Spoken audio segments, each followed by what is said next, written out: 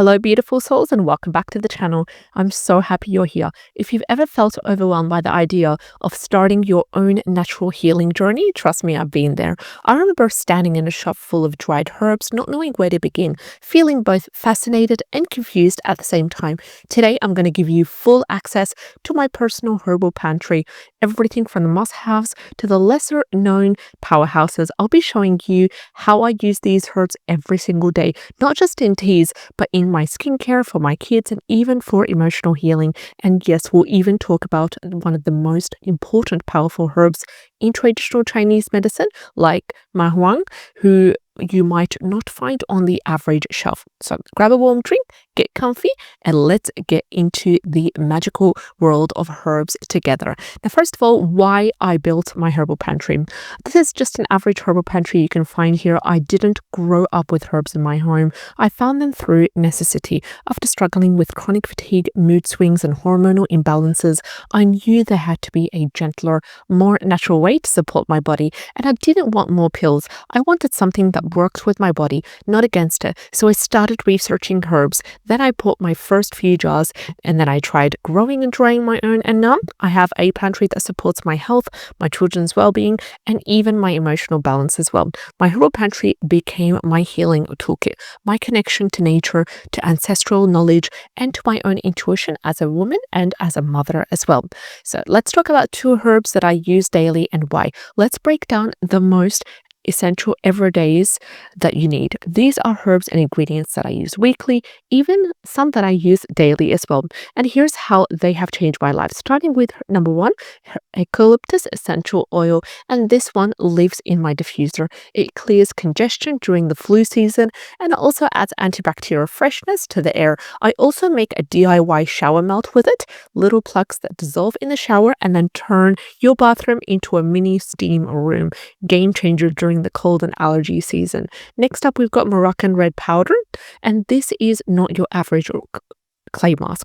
I use a tiny pinch in my moisturizer. It turns a light pink and it leaves my skin feeling clean, firm, and bright. I've battled adult acne for years, and this is one of the most essential first natural remedies that actually helped me heal, not just cover my skin as well. Also, we've got well-crafted rose petals, and I dry these myself in a dehydrator or even under the sun during the summer. I even have a tutorial for you linked in the description box below if you'd like me to show you how I dehydrate them and go through my process. And I use these in herbal teas along with red clover, especially for hormone balance as well, around that time of the month and also a week before. I also use them to make a DIY rose infused oil for massages and facial care, as well as rose water as a toner and homemade incense. Now, the fragrance is uplifting, it's calming, it's heart opening. Store-bought rose petals don't even come close as well. Let's talk about another wonderful herb that I use quite often, which is red clover, and this is a woman's wellness herb. I use it to soothe PMS symptoms, support my liver, and reduce estrogen dominance naturally. Also used it when I was diagnosed with adenomyosis as well. It really helped with some of the symptoms, and I blend it with rose petals for a soothing, gentle tea, especially in the morning when I feel quite sluggish or irritable as well. And now we come to one of my favorite herbs that I just can't let go of. It's dandelion leaves, and I bought a whole kilo from iHerb, and it lasted for about 6 months. I use this to make tinctures, especially for a gentle liver detox, sluggish digestion, and skin clarity as well. Dandelion is so underrated, and it's one of the most best beginner-friendly herbs for DIY herbal remedies. Now, with that being said, let's go to some of the essential ingredients that you might need depending on what you want to do with these herbs. Now, these ingredients go beyond teas. I use them in my skincare, my tinctures, hair care, healing blends for my family as well. Starting with number one, vegetable glycerin, and I use this as a base for my non-alcoholic tinctures. I don't do tinctures using alcohol. So this one is perfect if you're making remedies for children or if you don't take alcohol like myself. It's also gentle, moisturizing ingredient that you can use in your lotions and creams.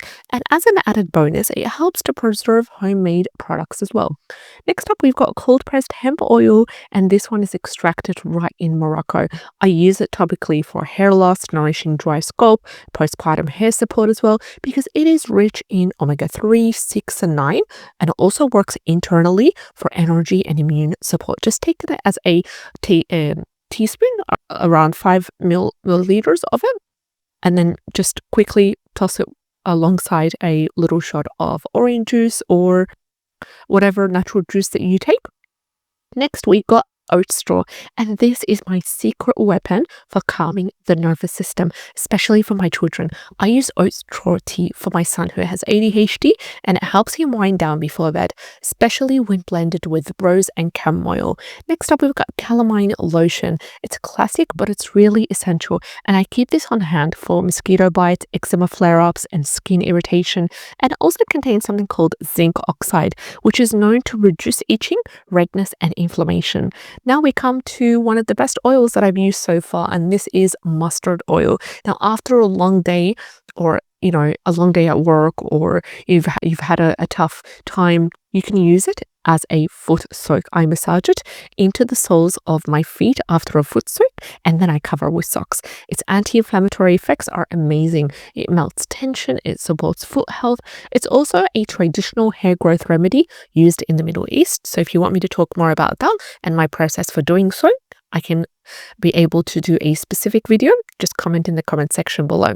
Next up, we've got cocoa butter, and I use this daily in the winter, especially when I was living in Finland, because we have really long and dark winters, and my skin gets quite crusted, and it gets really dehydrated, and I've got naturally sensitive dehydrated skin. So I just put this on my dry elbows, my knees, and even my facial dry spots as well. It's less greasy than shea butter, and it also absorbs quickly, and my skin drinks it up, especially in the cold Finnish winters. Now let's talk about some lesser known herbal products that you can see here, and these are the hidden gems in my collection. Herbs people don't talk about enough. Starting with number 1, alum crystal, and I use it as a natural deodorant. I rub it on damp skin after showering. No scents, no chemicals, and it works all day long. I'm also experimenting with powdered alum deodorant DIY with essential, so stay tuned for that recipe. Next up, we've got comfrey root. Now, there is caution required for them. It is known as knitbone, and this root is super powerful for external healing. So think about bruises, strains, sore joints. I use it as a herbal poultice, but only externally, never on broken skin, and never while pregnant or nursing as well. I also don't use it on my children. Next up, we've got Al-Qast al-Hindi, Costus root, and this is one of the most powerful herbs that I've came across. It's antibacterial, antiseptic, immune boosting. I personally use it in face masks and tinctures, and even in DIY toothpaste. It's also a traditional ingredient in prophetic medicine, and it has amazing benefits for the skin, for the digestion, and even for emotional clarity. Next up, we've got my favorite sleep tea blend. What I do is I blend chamomile, valerian root, lavender, jasmine, and mugwort. This tea helps to calm my mind, relax my nerves, and fight insomnia naturally. And 1 cup before bed, and I feel like I'm floating into sleep. Next up, we've got frankincense, tears of frankincense resin. And this is wonderful. It's high-grade resin that I burn for home cleansing. I also use it in skincare tonics for acne, inflammation, and I can occasionally also internally use it for gut support. Just a little tiny resin piece does wonders. Now, quality matters when it comes to that. I use small, clean granules for best results, and I always buy them from a reputable seller as well. Now, with that being said, let's head straight to the Chinese herbal medicine part. Let's talk about traditional Chinese medicine, which is a world of knowledge and energy healing most Westerners have not explored yet. Starting with the most important herb that I have here, and I'm trying to expand expand my Chinese medicine herbs and slowly start integrating them. But one herb specifically that I wanted to talk about is Huang, and this herb has been used in China for over 5,000 years. It's powerful and it must be used responsibly. So there are two parts of the herb. There's the twigs and there's the roots. The twigs help relieve asthma, flu symptoms, bronchial spasms, and hay fever as well. If you've got the root, it helps with night sweats and it helps also with yin deficiency. And in Chinese medicine, sweating can either be therapeutic or it can be as a sign of an imbalance that's going on in the body. And this is why twigs specifically promote sweating, because sweating pushes out the toxins, while the roots stop excessive sweating to preserve the energy. Now, as an important caution, Huang is a restricted herb in places like Australia and the UK. This video has been taken while I was living in Finland, and I did not bring it here to Australia.